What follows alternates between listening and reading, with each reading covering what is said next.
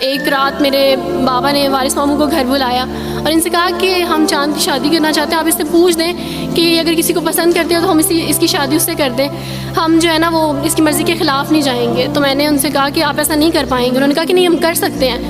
مجھے یہ تھا کہ مجھے پچھتاوا نہ رہے کہ میں نے شاید اس دن پاپا سے بات کرتی تو پاپا مان جاتے. تو میں نے ان سے کہا کہ پاپا میں ایک مسلمان مرد سے شادی کروں گی, آپ ایسا میرے لیے کر سکتے ہیں؟ اگر آپ کسی مسلمان سے میری شادی کریں گے تو ٹھیک ہے, میں شادی کرنے کے لیے تیار ہوں. میری گھر میں ایک سناٹا چھا گیا اور اس خاموشی کے بعد جو ہے یعنی سب فیملی والے رونے شروع ہو گئے. انہوں نے کہا کہ آپ اپنے مذہب میں واپس آ جاؤ.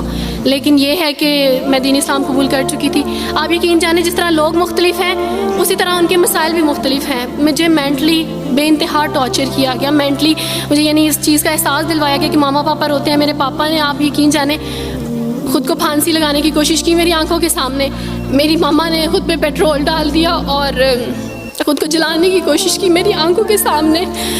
اور میں اپنے روم میں بیٹھی یہ کہتی تھی کہ اللہ اگر میں حق بھی ہوں نا تو میری فیملی کو کچھ نہیں ہونا چاہیے. پھر بہرحال مجھے میری فیملی سے نکال دیا گیا یہ اس ڈر سے کہ میری وجہ سے دوسرے بہن بھائی بھی اس راہ پہ نہ چلے جائیں. اور وارث ماموں کو بلا کے مجھے گھر بھیج دیا گیا, ان کے گھر بھیج دیا گیا.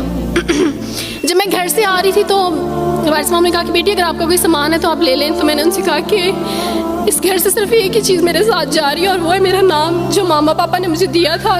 میں چاند رات پہ پیدا ہوئی تھی اس لیے انہوں نے میرا نام چندہ رکھا تھا. بس وہ نام لے کے آئی. آپ یقین کریں ہمیں کہا جاتا ہے جبراً اسلام قبول کیا جاتا ہے. اسلام قبول کرنے کے بعد وہ جبر کیا جاتا ہے کہ آپ سوچ بھی نہیں سکتے. آپ کو اپنے ماں باپ سے ہی ملنے نہیں دیا جاتا, آپ کو اپنے ہی چھوٹے بہن بھائیوں کے پاس نہیں جانے دیا جاتا. آپ ہاسپٹل میں تھی ڈیلیوری کے ٹائم.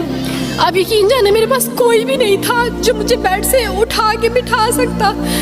ایسے موقع پہ مجھے اپنے اپنوں کی ضرورت تھی, لیکن میرے اپنوں کے جبر نے میری ماما کو مجھ سے دور رکھا. میرے بہن بھائیوں کو, میرے کرسچن کولیگس نے ہی میری فیملی کو پریشرائز کیا کہ اس کو فیملی سے نکال دیں, کیونکہ اگر آپ اس کو ملیں گے تو مزید لوگ بھی عبدالوارث کی طرح چندہ کی طرح اسلام قبول کریں گے.